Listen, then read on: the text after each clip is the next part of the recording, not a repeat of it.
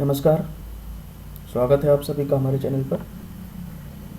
आज का जो टॉपिक है वो संविधान, भारत में संविधान का विकास कैसे हुआ, उसकी हम ऐतिहासिक पृष्ठभूमि को जानेंगे।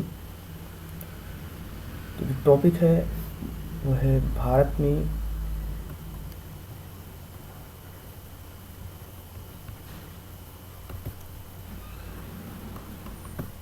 संविधान का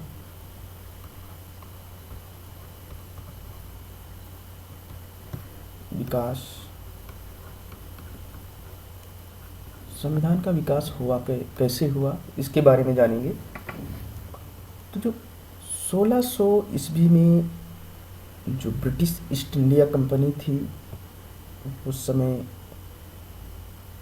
ब्रिटिश ईस्ट इंडिया कंपनी जिसका निर्माण होता है 1600 ईस्वी में, वो आती है भारत।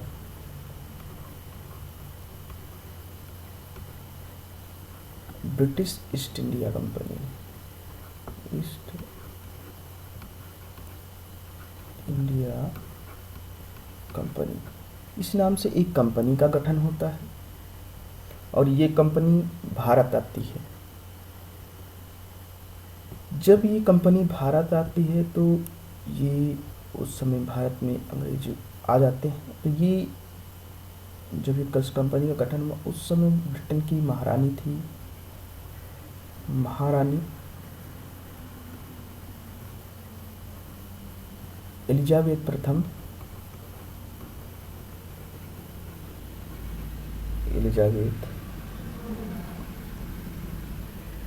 एलिजाबेथ प्रथम का शासन होता है। उनसे ये कंपनी उनसे 15 वर्षों की अनुमति के साथ भारत आती है। 15 वर्षों की अनुमति लेकर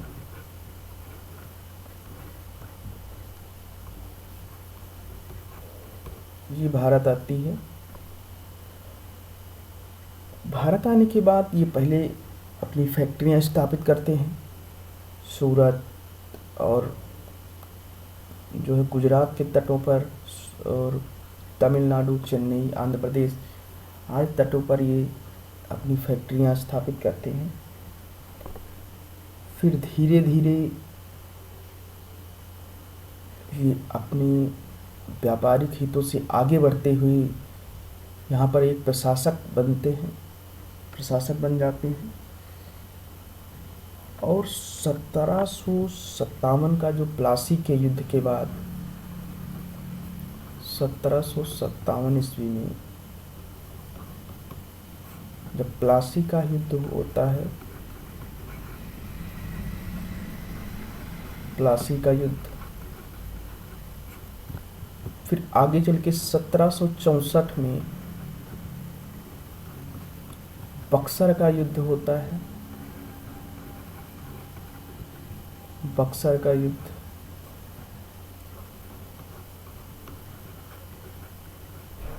इसके बाद से स्थितियां पूरी तरह अंग्रेजों के पक्ष में चली जाती हैं। 1764 के बक्सर के युद्ध के बाद फिर स्थिति ये होती है कि जो अंग्रेज होते हैं वो अब एक संधि करते हैं। तो बक्सर के युद्ध के बाद संधि होती है जिसमें शाह आलम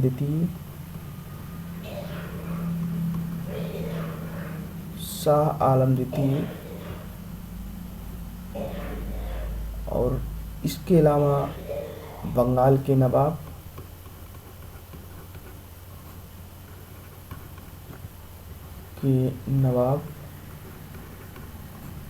और अवध के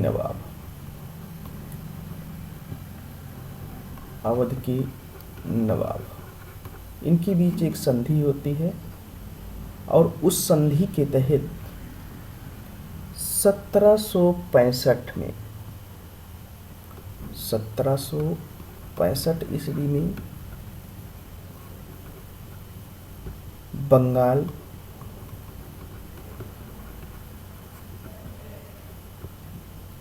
और इसके अलावा बिहार और उड़ीसा, यहाँ की जो बंगाल, बिहार और उड़ीसा के जो दीवानी अधिकार होते थे वो अंग्रेज़ों के पास चले गए। जो दीवानी अधिकार थे उन्होंने दीवानी प्राप्त कर ली। इस संधि के तहत जो बक्सर के युद्ध के बाद की संधि होती है उसमें फिर इन्होंने दीवानी अधिकार प्राप्त कर लिए।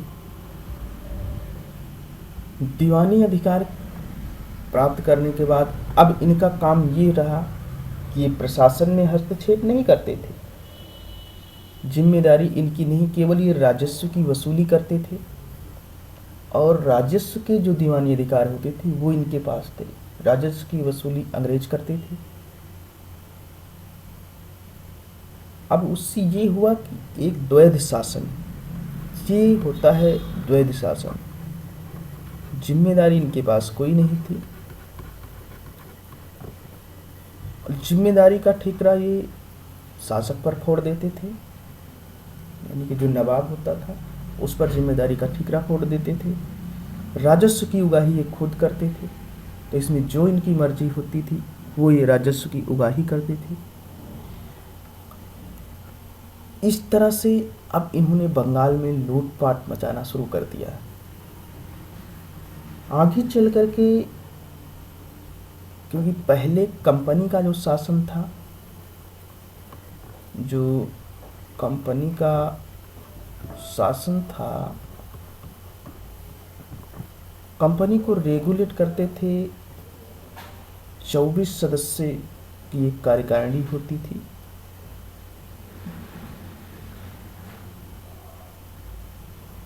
जो कि जिसमें दो लोग कंपनी का शासन करते थे। एक होते थे कोर्ट ऑफ प्रोप्राइटर्स। तो जो प्रोप्राइटर्स होते थे, यानी कि स्वामी मंडल, होते थे कोर्ट ऑफ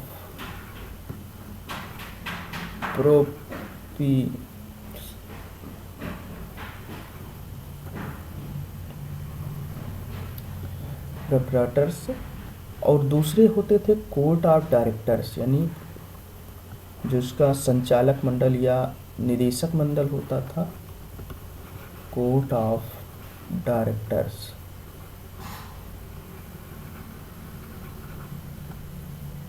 इन सदस्यों से कंपनी का संचालन होता था।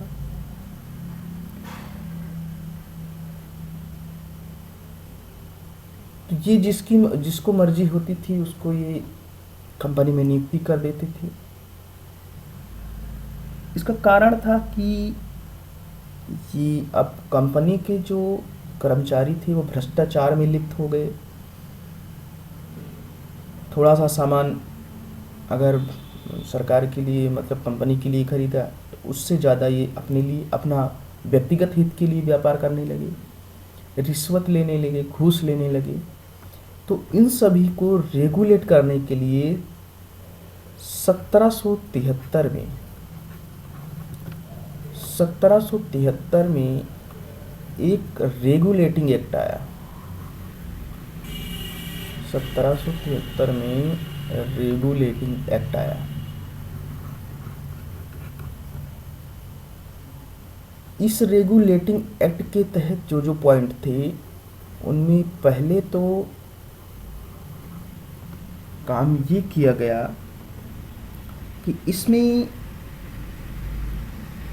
एक सुप्रीम कोर्ट की स्थापना की गई। तो 1773 के रेगुलेटिंग एक्ट में कलकत्ता में एक सुप्रीम कोर्ट की स्थापना हुई। याद रखिएगा कि वर्तमान में जो सुप्रीम कोर्ट है उसका इस सुप्रीम कोर्ट से कोई लेना देना नहीं है। तो कलकत्ता में एक सुप्रीम कोर्ट की स्थापना हुई। जब इस सुप्रीम कोर्ट की स्थापना हुई तो इसमें एक मुख्य न्यायाधीश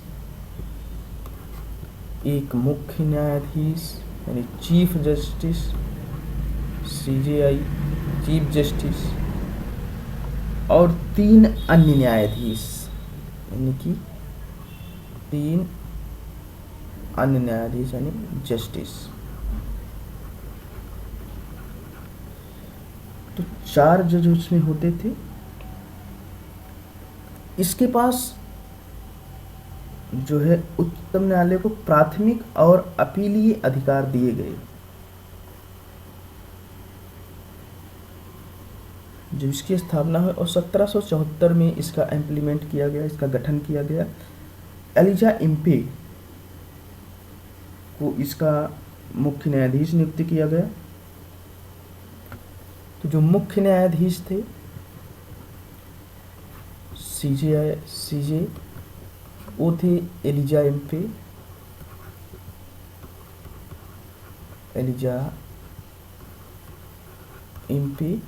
जो अन्य जज थे 3 और जो जज थे उसमें थे, एक का नाम था चेम्बर्स,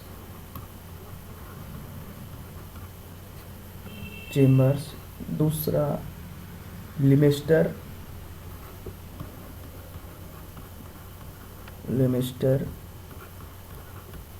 एवं हाइड। एलिजा इम्पे को कहते हैं कि उस समय के जो गवर्नर थे हेस्टिंग्स, उनका दोस्त था ये।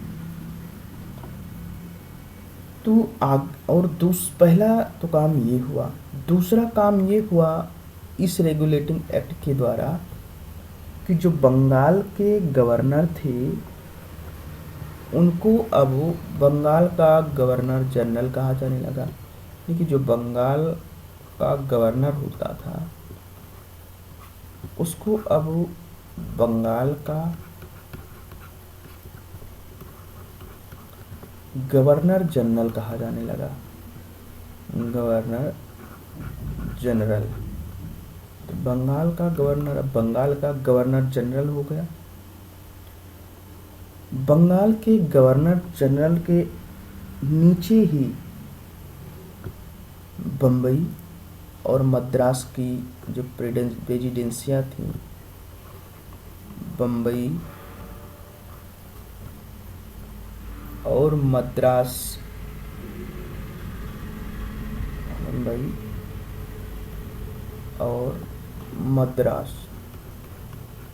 इनकी जो प्रेसिडेंसियाँ थी, इनकी जो गवर्नर जनरल थी वो इनके नीचे आ गए।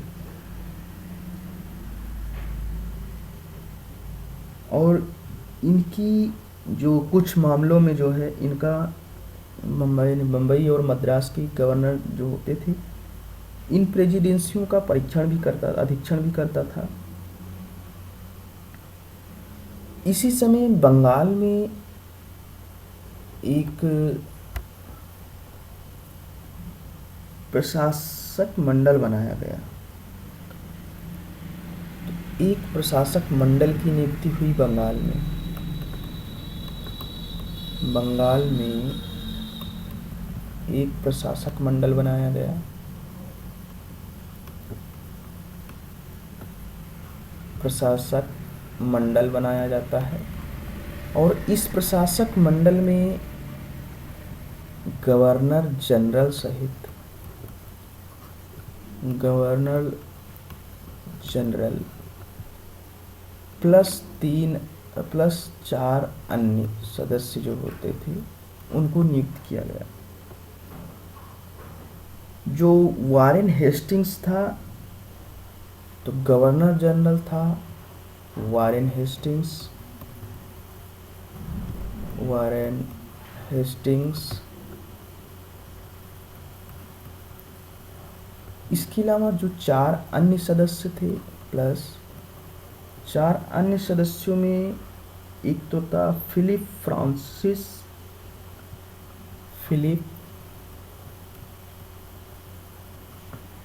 फ्रांसिस, दूसरा नाम था क्लेवरिंग,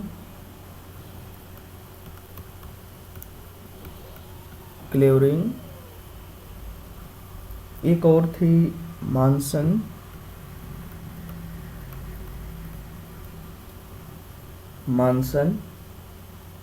और बारवेल। ये 4 सदस्य थे जो प्रशासक मंडल में थे, यानी कि बारवेल। ये 4 सदस्य उस समय प्रशासक मंडल में थे। ये केवल ये कोर्ट ऑफ डायरेक्टर्स, जब इसका निदेशक मंडल जो होता था, संचालक मंडल, वो जब इनकी सिफारिश करे या इनकी अगर सिफारिश करे तो केवल इसको हटाने का जो अधिकार था वो था ब्रिटेन के सम्राट के पास, यानी ब्रिटिश सम्राट द्वारा ही ये हटाए जा सकते थे। जो प्रशासक मंडल के सदस्यों का निर्वाचन हुआ, ये जो सदस्य थे ये 5 वर्ष के लिए, यानी कि इनकी नियुक्ति हुई 5 वर्ष हेतु। 5 वर्ष बाद ये दोबारा नियुक्त होते थे। और ये जो निर्णय होते थे इनकी, वो बहुमत से लिए जाते थे, यानी कि निर्णय बहुमत से होता था।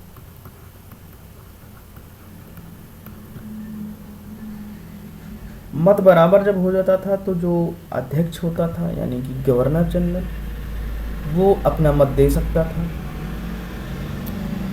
इस अधिनियम के अनुसार अगर बात करें तो कोई सैनिक और असैनिक अधिकारी जो है निजी व्यापार, तो दूसरा ये हुआ, यानी कि तीसरा काम ये हुआ कि किसी भी सैनिक और या असैनिक को निजी व्यापार से प्रतिबंधित कर दिया गया। को निजी व्यापार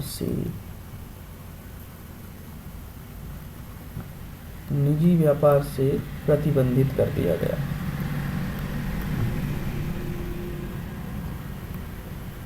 अब ये अपना निजी व्यापार नहीं कर सकते थे, उपहार नहीं ले सकते थे, दान नहीं ले सकते थे। ये किया गया इस 1773 के रेगुलेटिंग एक्ट द्वारा। आगे चल करके इसका फिर कंपनी के कर्मचारियों का वेतन बढ़ा दिया गया, कि वेतन कम था तो ये घूस लेते थे और रिश्वत लेते थे, अपना व्यापार भी करते थे। कंपनी के कर्मचारियों का वेतन बढ़ा दिया गया। जो हमने बताया कि बंगाल का गवर्नर जनरल, तो लॉर्ड जो वारेन हेस्टिंग्स थे वो पहले गवर्नर जनरल हुए।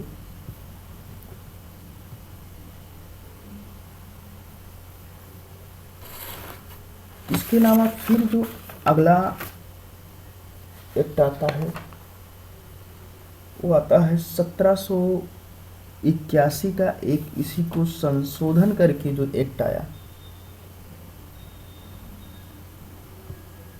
1781 का।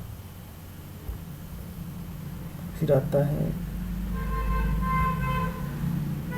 1781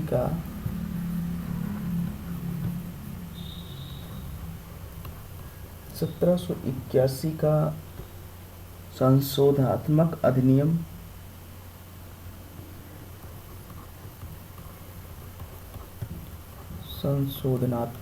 आता है, इसका संशोधन किया जाता है।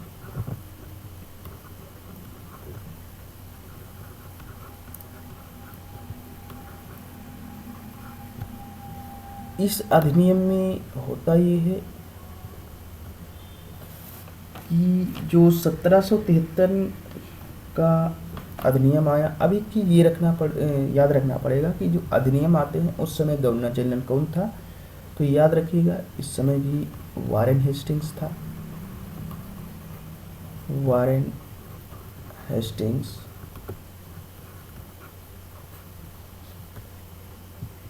तो जो संशोधनात्मक अधिनियम आया,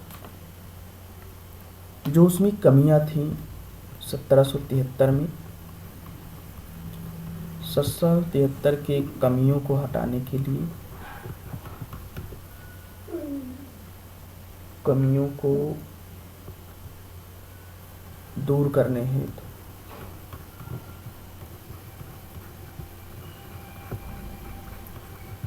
कमियों को दूर करने के लिए 1773 में एक एक्ट आया, वो 1781 में इसका संशोधन किया गया।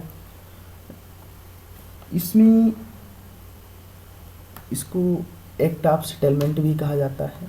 इसे act of settlement, act of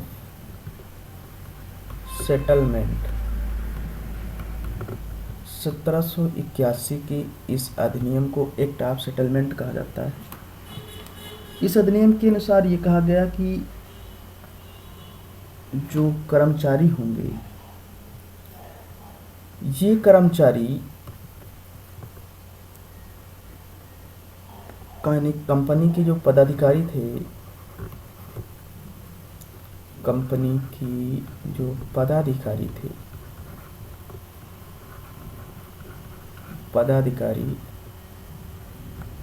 ये अगर शासकीय रूप से कार्य करते हैं कोई, तो वो उन कार्यों के लिए उच्चतम न्यायालय के अधिकार क्षेत्र से बाहर हो जाएंगे।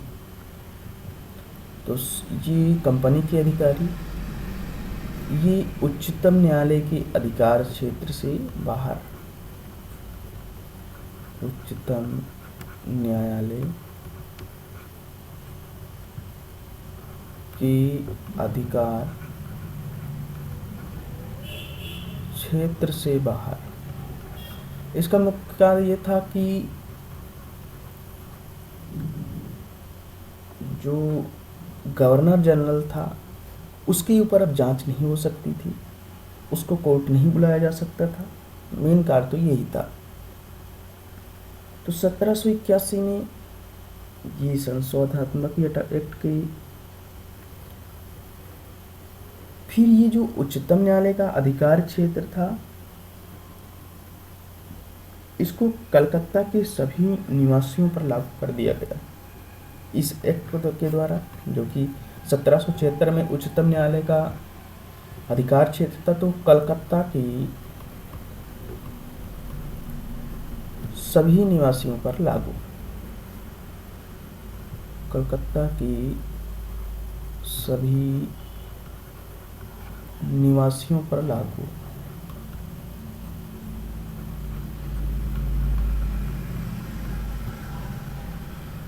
इसके बाद अब ये प्रावधान किया गया इसमें कि उच्चतम न्यायालय को अपनी आज्ञाएं व आदेश लागू करते समय, सरकार को नियम व विनियम बनाते समय भारतीयों के धार्मिक और सांस्कृतिक रीति रिवाजों का ध्यान रखना होगा। तो सुप्रीम कोर्ट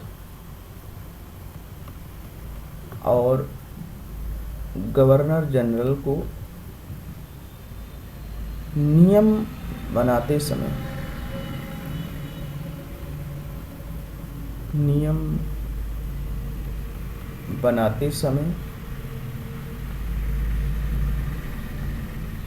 अब भारतीयों की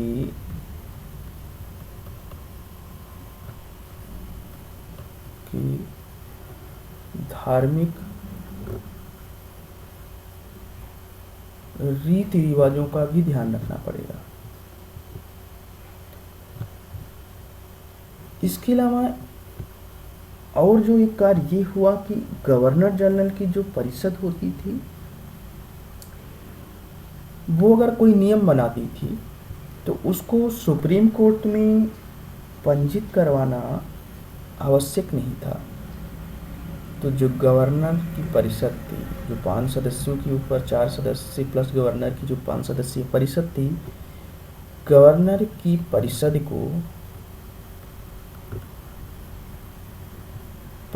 को अगर कोई वो नियम बनाए तो उसको यस्सी में पंजीकरण अनिवार्य नहीं था। यस्सी में पंजीकरण अनिवार्य नहीं, अनिवार्य नहीं था। पहले क्या होता था, गवर्नर की जो काउंसिल होती थी, अब कोई नियम बनाती थी, पहले सुप्रीम कोर्ट उसको देखता था, उसका पंजीकरण करता था, लेकिन अब इन्होंने उसे बाहर कर दिया इस नियम के द्वारा। कुल मिलाकर हुआ यही कि अब जो है इस अधिनियम के द्वारा कार्यपालिका और न्यायपालिकाओं की शक्ति थी उसको पृथक्करण किया गया। तो ये एक बड़ा कदम था। तो कार्यपालिका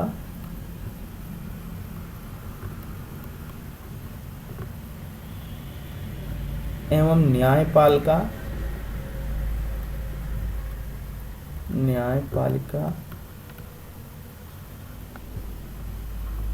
की शक्ति का पृथक्करण,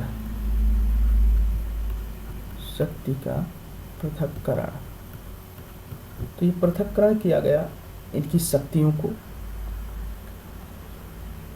आगे ये होता है कि फिर आता है अगला अधिनियम।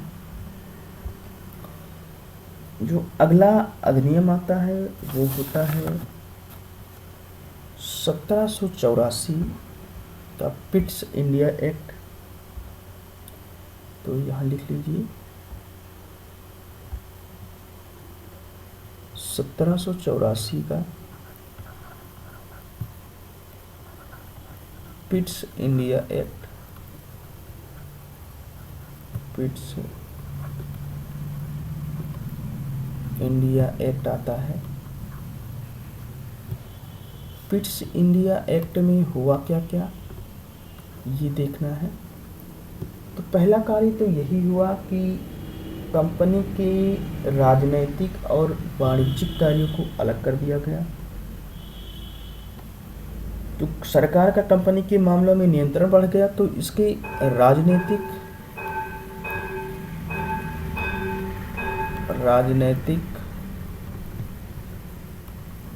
और वाणिज्यिक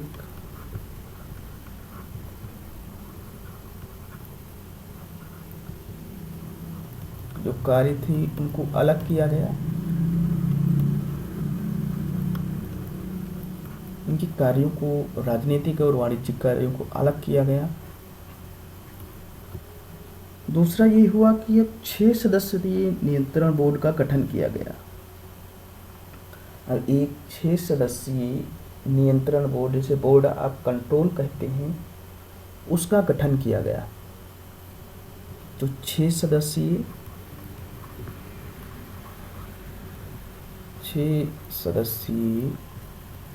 नियंत्रण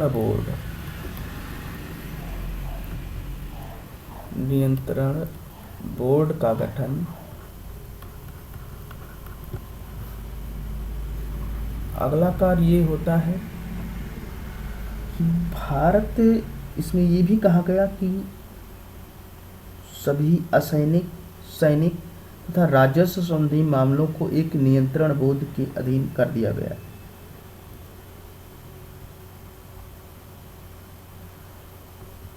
इस एक्ट के द्वारा जो ब्रिटिश सरकार थी उसने कंपनी के मामलों में अब और नियंत्रण बढ़ा दिया था।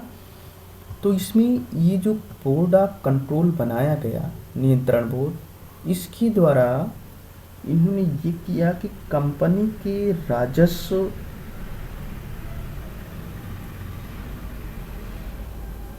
और ये भी तो सैनिक, असैनिक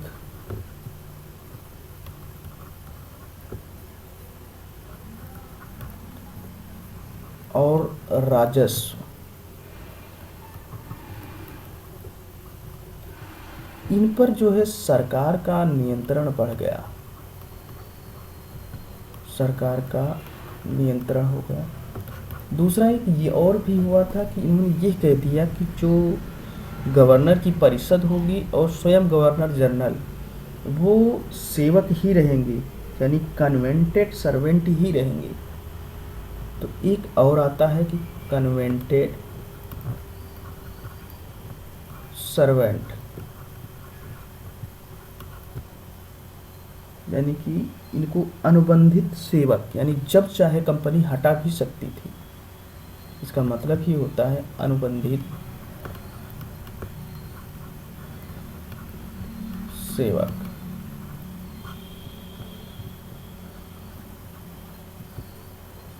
भारत में जो इसके सदस्य थे नियंत्रण बोर्ड में, और जो प्रशासन बोर्ड में थे, एडमिनिस्ट्रेशन में, उसकी 4 के स्थान पर अब 3 सदस्यों वाली परिषद हो गई। यानी कि जो ये प्रशासन होता था गवर्नर जनरल को 4+5 था, उसको 3 सदस्यीय कर दिया गया। अब इसमें होता क्या था कि जो स्वामी मंडल मतलब जो संचालक मंडल, नियंत्रण मंडल की सभी आज्ञाएं मानने के लिए बाध्य होता था।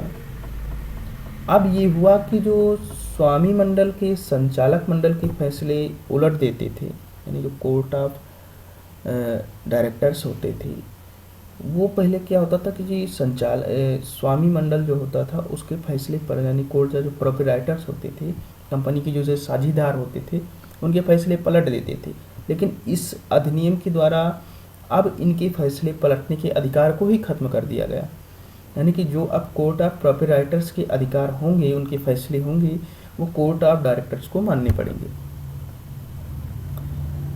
और ये नियंत्रण बोर्ड और कोर्ट ऑफ डायरेक्टर इससे परेशान मत होइए। कोर्ट ऑफ डायरेक्टर्स जो होता था वो उसका संचालक मंडल होता था। ये जो नियंत्रण बोर्ड था, ये वहाँ से कंट्रोल होता था, जैसे कि ब्रिटिश सरकार से, ब्रिटिश संसद से। आगे चल करके हुआ इसमें ये कि नियंत्रण बोर्ड, अब यहाँ से भी द्वैध शासन की व्यवस्था शुरू हो जाती है। नियंत्रण बोर्ड को ये शक्ति भी दी गई कि वो ब्रिटिश नियंत्रित भारत में सभी नागरिक, सैन्य, सरकार और राजस्व की गतिविधियों का नियंत्रण कर सकता था। ये जो court of board of control था, ये सबसे महत्वपूर्ण बात है कि यहाँ पर पहली बार जो है कंपनी के अधीन क्षेत्र को ब्रिटिश आधिपत्य का क्षेत्र कहा गया। ब्रिटिश आधिपत्य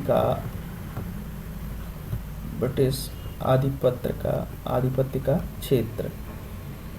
तो इस एक्ट में पहली बार ब्रिटिश आधिपत्य का क्षेत्र कहा गया।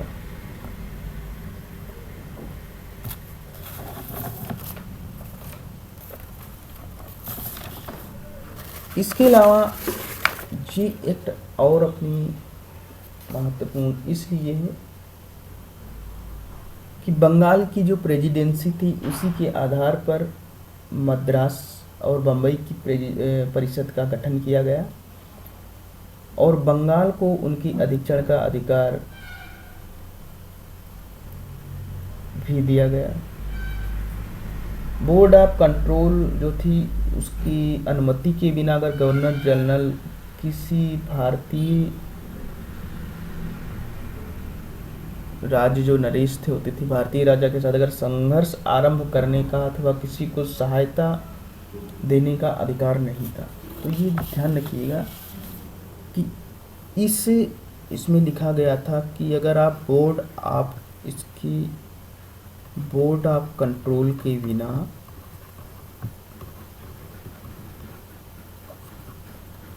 बोर्ड ऑफ कंट्रोल की सहमति के बिना जो वाइस गवर्नर जनरल होता था बंगाल का, तो किसी राजा से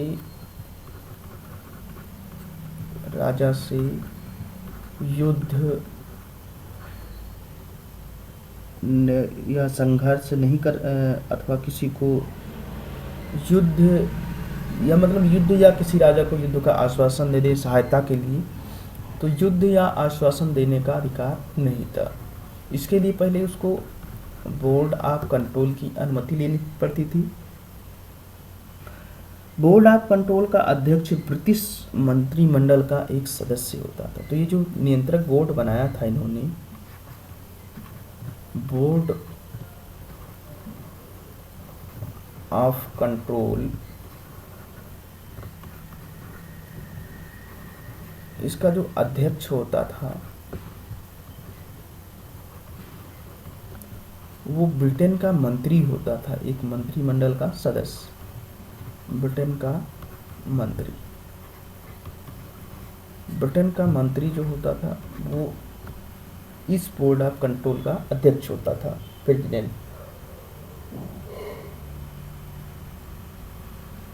इसके बाद फिर एक ये भी ध्यान रखिएगा, ये हमने लिखा नहीं है यहाँ, जो पिट्स का इंडिया एक्ट आया, इस समय भी जो गवर्नर जनरल था वो था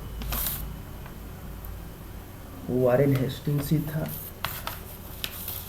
तो ध्यान रखिएगा कि वारेन हेस्टिंग्स ये बहुत मायने रखता है। वारेन हेस्टिंग्स ही गवर्नर जनरल था उस समय। इसके बाद अगला जो आता है वो आता है 1786 का एक चार्टर अधिनियम आता है। तो 1786 का अधिनियम, ये छोटे छोटे अधिनियम हैं जो गवर्नर अपने हिसाब से लेके आए थे। 1786 के अधिनियम में था क्या कि ये कॉर्नवालिस आया था, कॉर्नवालिस को वहाँ से गवर्नर बना के भेजा था। तो ये कॉर्नवालिस से संबंधित है। ये वहाँ से कुछ शक्तियाँ लेके आए थे, क्योंकि उस समय ये अमेरिका में था, अमेरिका में बस्तियों में युद्ध चल रहा था और वहाँ से ये हार गया था, क्योंकि वहाँ इसके सैनिक खुद ही इसकी बात नहीं सुनते थे। तो ये कुछ अपने अधिकार लेके वहाँ से आया था। ये गवर्नर जनरल जो था और मुख्य सेनापति दोनों की शक्तियाँ लेके आया। तो गवर्नर जनरल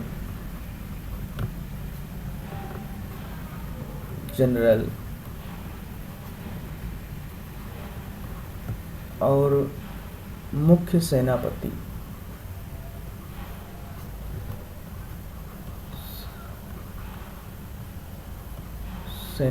दोनों की शक्तियाँ। पहले क्या होता था, हमें इसी वजह से ये वहाँ हार गया था, क्योंकि इसके सेनापति खुद ही इसकी बात नहीं सुनते थे। तो दोनों की ये शक्तियाँ लेके फिर यहाँ आया था इस अधिनियम में। एक और इसमें विशेष व्यवस्था ये थी कि ये अपने परिषद के जो निर्णय को रद्द कर सकता था और अपना निर्णय लागू कर सकता था।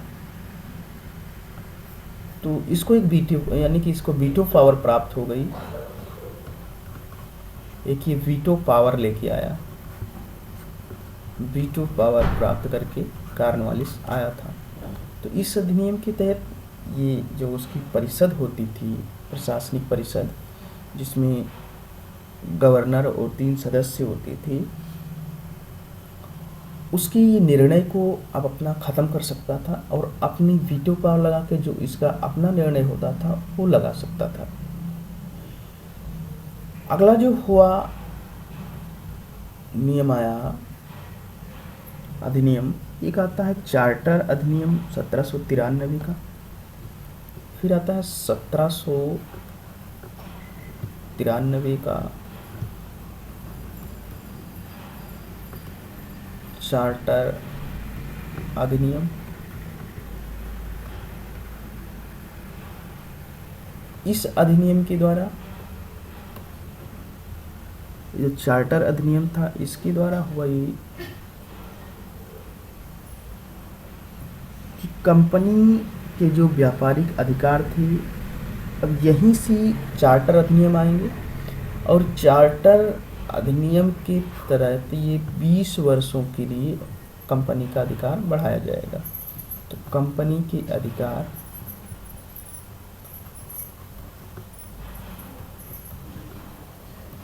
कंपनी के अधिकार जो थे ये 20 वर्षों के लिए बढ़ाए गए, 20 वर्षों के लिए बढ़ा दिया गया।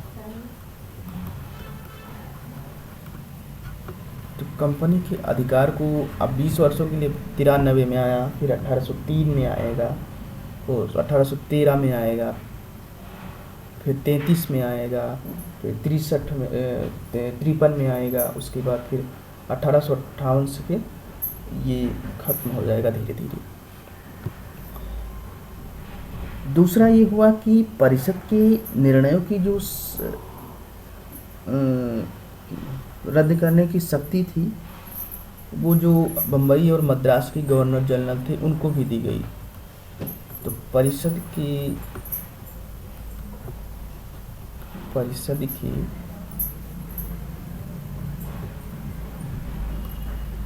निर्णयों को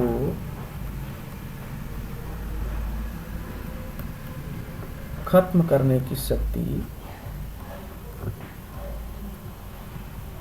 खत्म करने की जो शक्ति होती थी वो बम्बई और मद्रास इन दोनों गवर्नर जनरलों को भी दे दी गई।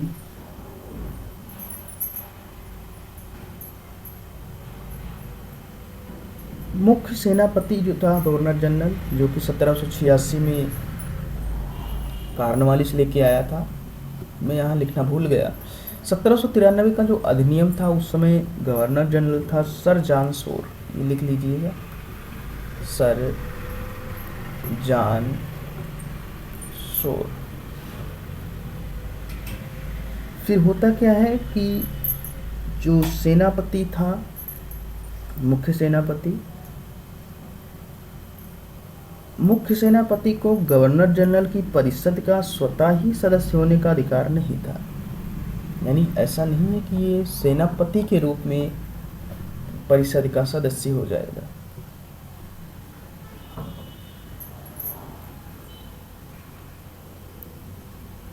अब हुआ ये कि जो नियंत्रक मंडल के सदस्य थे, यानी बोर्ड ऑफ कंट्रोल के जो सदस्य थे और स्टाफ, उनको भारतीय राजस्व से वेतन दिया जाना शुरू किया गया।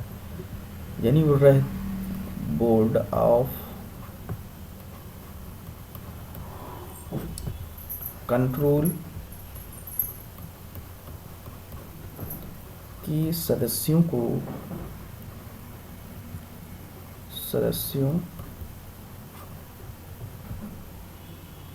एवं स्टाफ को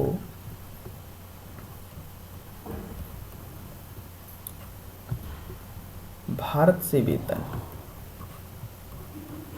भारत का जो राजस्व होता था वहाँ से वेतन देना शुरू किया गया।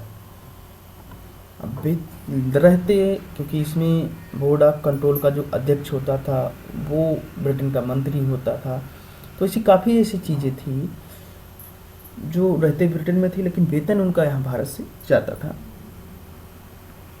गवर्नर जनरल अगर कभी बंगाल से बाहर जाता था तो वो अपनी परिषद की जो असैनिक सदस्य थे उनमें से किसी एक को प्रधान नियुक्त करना होगा ताकि उसके स्थान पर वो कार्य कर सके।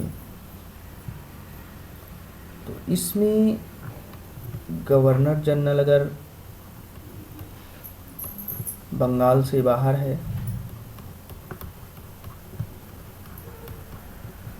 बंगाल से अगर वो बाहर है तो उसे सदस्यों से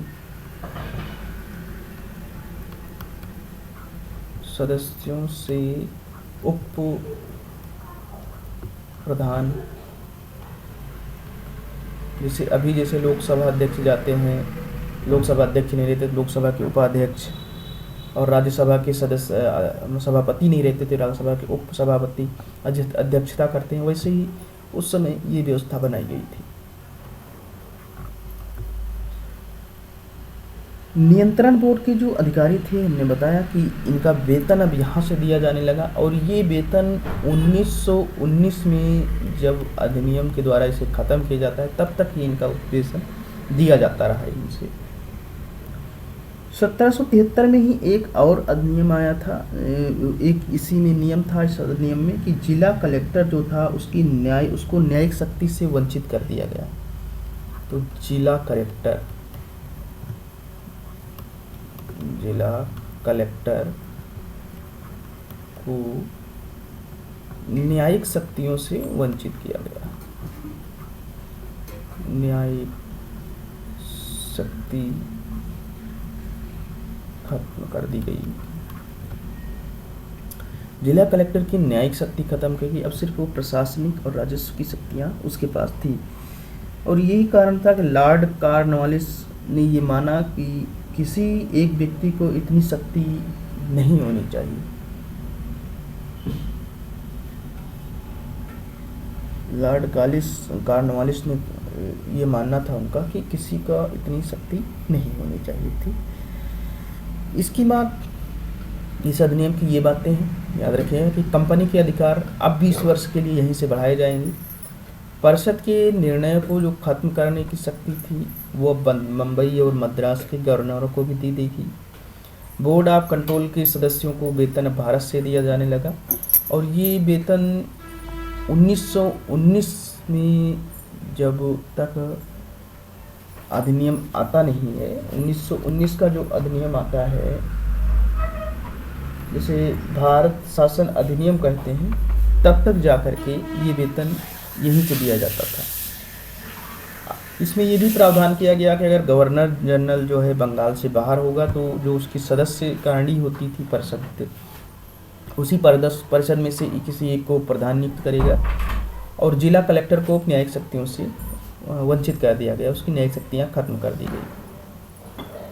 इसके बाद फिर अगला जो आता है,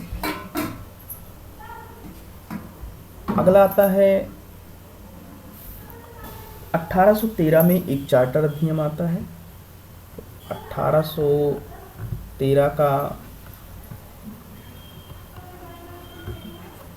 चार्टर अधिनियम, 1813 का फिर चार्टर अधिनियम आता है। इस अधिनियम की जो बातें हैं वो देख लेते हैं कि इस अधिनियम के द्वारा फिर कंपनी के शासन को 20 वर्षों के लिए बढ़ाया जाता है। तो कंपनी के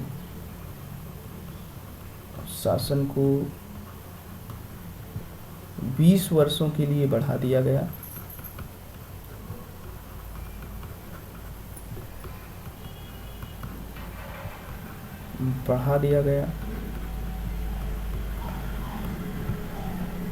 और दूसरा कार्य ये हुआ कि कंपनी के जो व्यापारिक एकाधिकार थे अब उनको धीरे धीरे मोनोपोली को खत्म किया जाएगा। तो इसमें अंग्रेजी साम्राज्य की संवैधानिक स्थिति जो है वो पहली बार स्पष्ट होती है।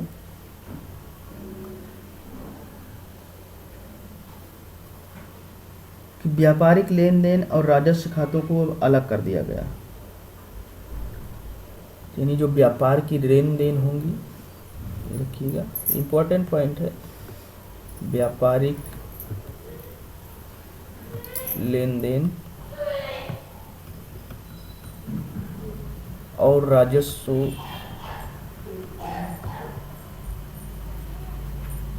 खातों को अलग कर दिया गया, खातों को अलग। तो व्यापारिक लेन देन और राजस्व खाते अब अलग अलग कर दिए गए। ये कुछ ऐसे पॉइंट हैं जो एग्जाम में आएंगे। इस एक्ट के द्वारा ये भी हुआ कि कंपनी का भारतीय व्यापार पर एकाधिकार खत्म कर दिया गया। हमने बताया कि मोनोपोली इसकी कंपनी की खत्म, मोनोपोली को खत्म किया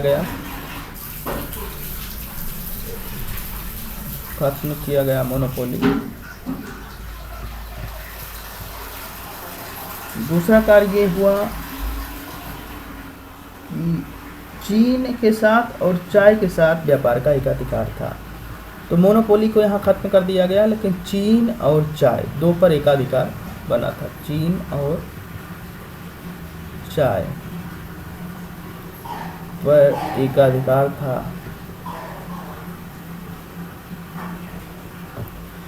चीन और चाय पर एकाधिकार बना रहा। इस एक्ट में 1 लाख प्रतिवर्ष साहित्य के प्रोत्साहन व पुनरुद्धार को विज्ञान की उन्नति और शिक्षा पर खर्च, यानी 1 लाख रुपये, ये कहा गया कि 1 लाख रुपये जो है प्रतिवर्ष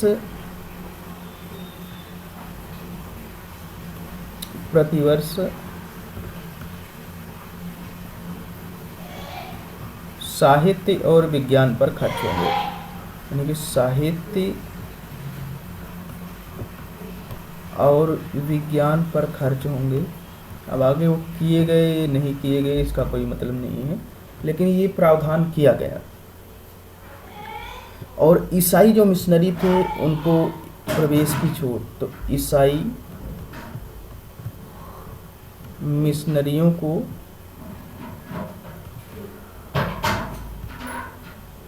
प्रवेश की छूट मिल गई, भारत में प्रवेश की छूट मिल गई। तो अब ईसाई मिशनरी यहाँ आने, पहले भी आते थे लेकिन अब उनको अधिनियम के द्वारा प्रवेश में छूट दे दी गई।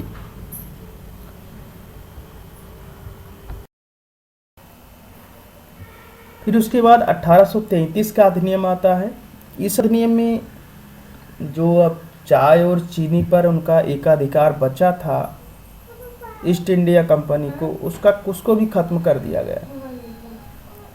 अब यूरोप के कोई भी लोग आकर संपत्ति को अर्जित कर सकते थे।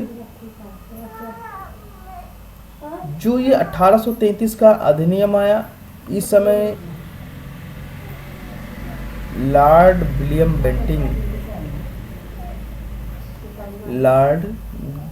बेंटिंग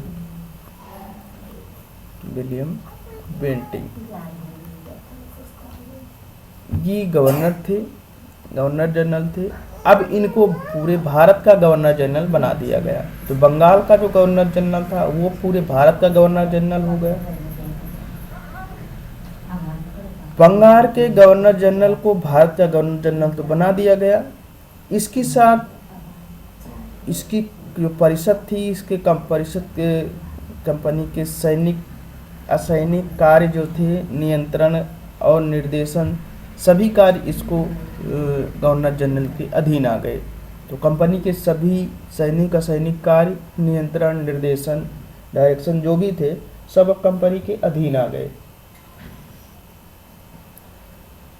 भारत के जो गवर्नर जनरल थे वो अब पूरे भारत के लिए कानून बना सकते थे, और जो बम्बई और मद्रास के गवर्नर जनरल थे उनसे कानून बनाने का अधिकार छीन लिया गया। मतलब अब वो को कानून बनाने की शक्ति उनकी खत्म कर दी गई। अब जो पहले के कानून बने थे, पहले के जो कानून थे उनको नियामक कानून कहा गया, और अब जो वर्तमान में बनते थे यानी परिषद की सहायता से, उनको अधिनियम कहा जाने लगा। विधि आयोग की इसमें स्थापना की गई। एक और सदस्य जोड़े गए इसमें परिषद में, तो गवर्नर जनरल की परिषद में एक और सदस्य जोड़े गए विधि आयोग के रूप में। मैकाले की नियुक्ति होती है। मैकाले की नियुक्ति विधि आयोग में हुई क्योंकि कानून बनाने की अब शक्ति पूरे भारत के रूप में थी, पूरे मतलब प्रांत के रूप में। तो मैकाले को नियुक्त किया गया। इसी अधिनियम में ये कहा गया कि 1843 से दास प्रथा के समाप्त किया जाए। इस अधिनियम को 1843 ईस्वी में एलन बरो द्वारा प्रतिबंधित किया गया, मतलब दास प्रथा को समाप्त करने के लिए दास प्रथा को प्रतिबंधित किया गया।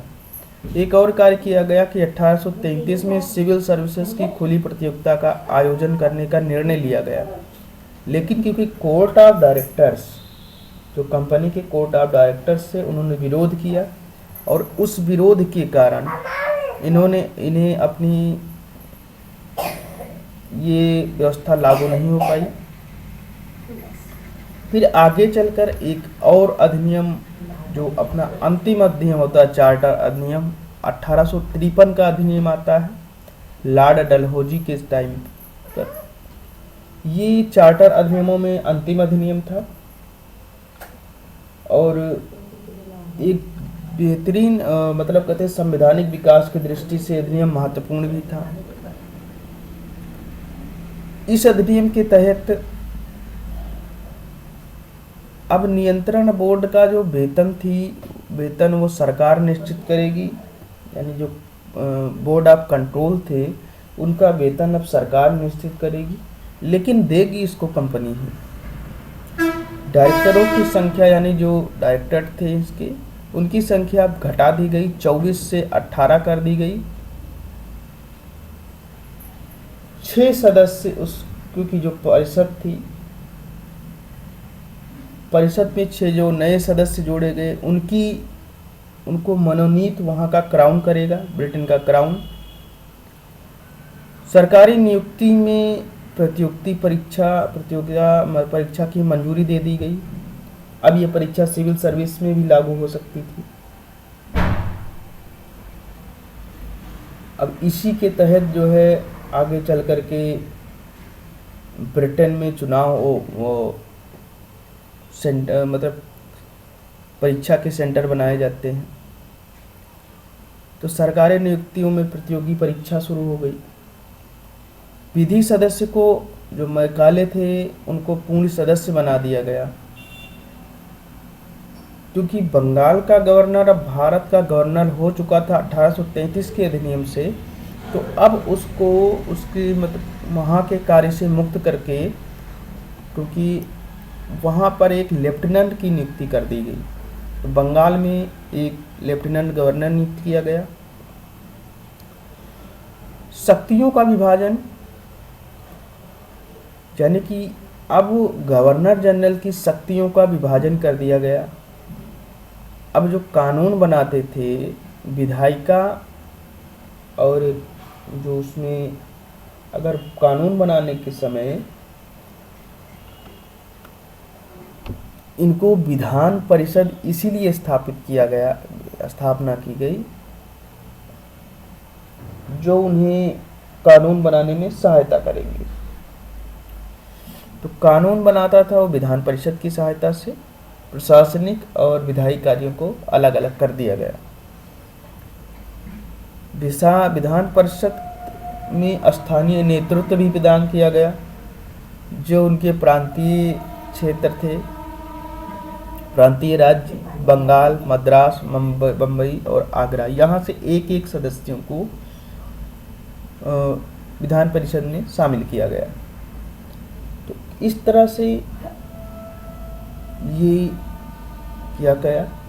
और जो कंपनी को हर 20 वर्ष के बाद उनको अधिकार दिए जाते थे कंपनी आगे जारी रखने के लिए, वो अधिकार अब खत्म कर दिए गए। और ये भी कहा गया किसी भी समय वहाँ की संसद कंपनी को अपने हाथ में ले सकती है।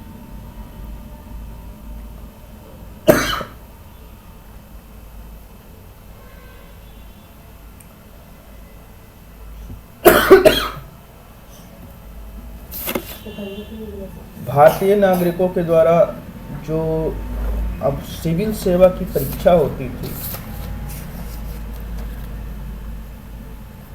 वो 2 तरह की सेवाएं होती थी उस समय कंपनी में जो होती थी।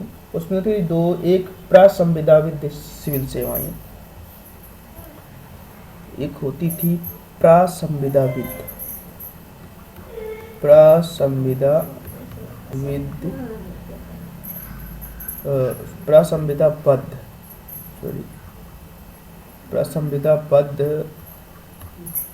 सिविल सेवा,